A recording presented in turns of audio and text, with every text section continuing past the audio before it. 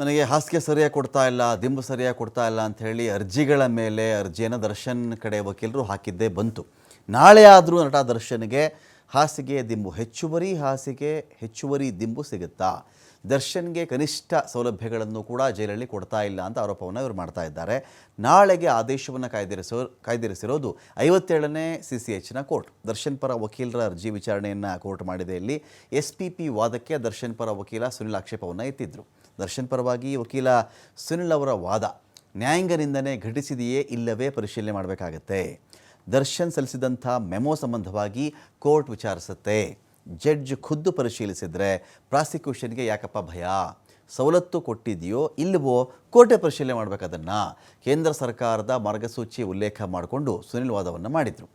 SPP Prasannakumar ಅವರ ವಾದ ಏನು ಅಂತ ಹೇಳಿದ್ರೆ, ದರ್ಶನ್ ಪರ ವಕೀಲರ ವಾದಕ್ಕೆ SPP ಪ್ರಸನ್ನಕುಮಾರ್ ಆಕ್ಷೇಪ ಎತ್ತಿದ್ರು. ಕೇಂದ್ರದ ಮಾರ್ಗಸೂಚಿ ರಾಜ್ಯಕ್ಕೆ ಅನ್ವಯವಾಗೋದಿಲ್ಲ, ಜಡ್ಜ್ಗೆ ಬೇರೆ ಕೆಲಸಗಳು ಇರುತ್ತವೆ, ಇದನ್ನು ನೋಡ್ಕೊಂಡು ಕೂತ್ಕೊಳ್ಳೋದೇ ಅವ್ರ ಕೆಲಸ ಅಲ್ಲ ಅಂತ ಹೇಳಿ ಪ್ರಸನ್ನಕುಮಾರ್ ಅವರು ಕೂಡ ವಾದವನ್ನು ಮಂಡಿಸಿದರು.